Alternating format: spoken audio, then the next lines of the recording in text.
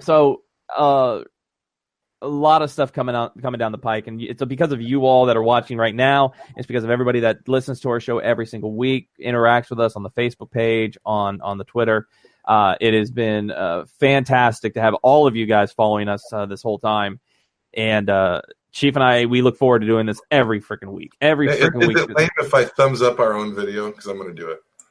No, you can do it. Go ahead and do it. Do it. Oh, 6. Oh, 6. There's 6 now. To jump 2 when I did it. Oh, yeah. Magic touch. Magic. Ooh, magic. So at this point, if there's any last questions from the chat, you can pop them up there and we'll answer them, because I'm not ready to get off yet, but I don't want this thing to go too long. But if you got any last questions you want to know about us, some of maybe our favorite movies, our favorite books, whatever you want to know about, music, pop it up in the chat, or you can shoot it to NRD Renegades on the Twitter, and we'll answer it before we get out of here tonight. Yeah, and we'll give it a couple minutes, that way the chat can catch up. Yeah, it's like mine's is like when I go back to the viewing, like everything's real slow on this side when I come over here. So yeah, I'm waiting for the chat to catch up on this on my page here. Yeah. I'm also going to be looking at how to do live streaming of games in the new year. So that'll be something else I want you all to... And you may get me on that too, because I have the ability. I've got a Twitch channel, and are you going to go on Twitch? Or are you going to do it on... Oh, yeah, that's right. So if you want to watch games, if you guys want to watch us play games, we have 2 ways to do that. You can watch it here on YouTube. Sometimes I'll go live and I'll put it there on YouTube. Or we have a Twitch account, Nerd Rage Renegades on Twitch. I haven't done anything with that one yet, so I gotta get a headset for my PS4. I wonder if I could do it on my. I'll set up a Nerd Rage on the Xbox. I'll set up. I'll just give you the login for the Twitch, and you can use the same one. No need to duplicate. We'll use the same one. All right. Well, yeah, because we want to do. We're going to get that Resident Evil DLC, and we should be able to. We could do those. Oh yeah, that's out now. That's out now. Oh, is it? Oh. All right, then. Now I gotta get the new Resident Evil DLC. I need to get a good mic, so I can do commentary over my gameplay. But so we'll be doing the gameplay stuff. There's a couple on the YouTube channel. There's no commentary on that. It's just me playing silently. But I think there's some Deadpool, and there is some Sonic Mania, and there is some God of War 3 up there, and there'll be more coming. I mean, I've got consoles for days. Yeah, you do. I just gotta fucking get them all hooked up and get my stuff so I can actually stream this shit. But I've got consoles for days. One of them is mine though. There's a PS2 there that's mine somewhere. Yeah, it's over there in my stack of PS2s, because I've got like 3 or 4 of them over there. So over there that way. So with that, we want to thank everybody. If there's no more questions, we want to thank you all for the questions, and thank you all for joining us. Thanks for coming, everybody. Everybody that came and popped in and said hello. And if you're gone now, I'll get back to you later and say thanks. But thanks for showing up. Thank you so much for watching. Make sure you go to our YouTube channel that you're watching this on. Just go down there where you see the little goat head. It says Nerd Rage Renegades. Click on that. Go to our YouTube channel and subscribe. And if you subscribe, make sure you also click the little bell icon. That way you will always know when something new is going on the channel. That way when we drop a new commentary track or anything, you will get that notification sent right to your mobile device or your iPad, your tablet, wherever. It'll go right to there. Also, make sure when you get done with the show, you could also go down and watch a couple of movies. There's some movies right down there. You could enjoy. Please go check out some of our Renegade riffs, some of our commentary tracks. They make us laugh. We had fun doing them. Please go check those out. Like I said, we make it easy for you. We have the link to the movie, click the link to the movie, and then you click the link, then you just think it up, and boom, there you go. You're listening to us and watching a movie with us. So make sure you go do that. If you haven't gone to our Facebook page, join us on Facebook, facebook.com/NRR Truth Radio. That is where we put the show. It goes up there every week, sometimes some fun stuff. If we go live again, you'll get the notification right there under the events tab. So make sure you do that. If you are on Twitter, it's twitter.com/NRD Renegades. You will always get the show there. You will always have the latest up-to-date stuff on there. So go to that. And we have a Nerd Rage Renegades Instagram, which I'm still working on. I'm still figuring that whole shebang out. We got a website out there somewhere too. We got to work on that too one of these days. Yeah, we have a website, but it is currently under renovation. It's been under renovation for months because when it gets done, though, it's cool. It was cool before. It just needed to be updated and fixed. Yeah, we gotta really update it. It's just with work and kids and everything, it takes a lot. And we're two men. We are two men. So, but thank you all so much for joining us, Maud. Everybody, thank you so much for watching. We will see you next time. Good night, everybody. Good night, guys. Thank you so much. Ladies and gentlemen, thank you so much for joining us on the live show. This was so much fun for us to do. It was nerve-wracking at first, but it was a lot of fun to do. Chief and I actually went live. People got to see us for like the first time. Yeah, and some people are watching it, I guess, because it's still getting views, I guess. Still getting views. How crazy is that shit? But as always, with any episode, we are coming back afterwards to talk some comic books because we have to review some books. And let's hit that spoiler alert because, there's some spoilers this week. Oh, yeah. Spoiler alert. Spoiler alert. The Renegades are about to spoil this week's DC Comics. So let's start off with the biggie. Let's start off with Metal. Metal number 4. Holy shit, Metal number 4. This book, to the point that Scott emailed me to make sure we got that book. Yeah.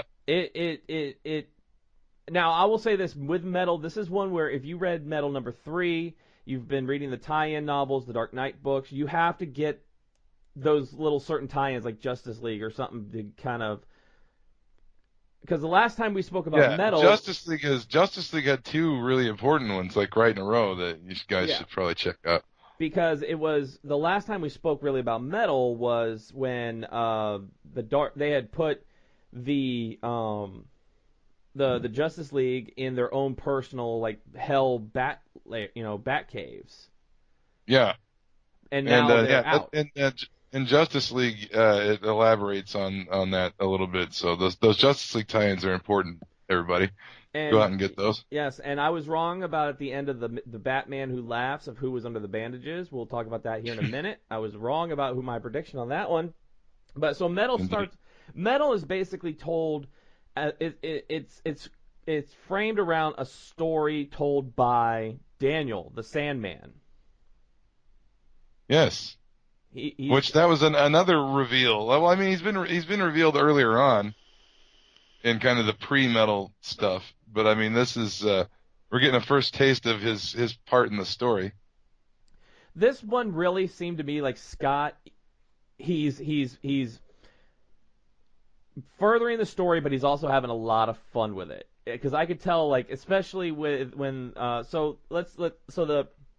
Justice League members are teamed up with other members like Dr. Fate, Mr. Terrific.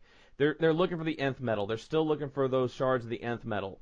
So it's like it's Aquaman and Deathstroke are under the water in Atlantis. Wonder Woman, Dr. Fate, and Kendra are somewhere, I forget, like a tomb or something. Yeah, they're in the... they're at the Rock of Eternity. They're at the Rock of Eternity. Yeah. That's where they were. And then Mr. Terrific, Green Lantern, and the Plastic Man egg are going to Thanagar Prime, the home of the Hawkmen. Yeah. And everything goes wrong for all of them. And the things that Scott put in this book, I mean, let's talk about the Anti-Monitor's brain.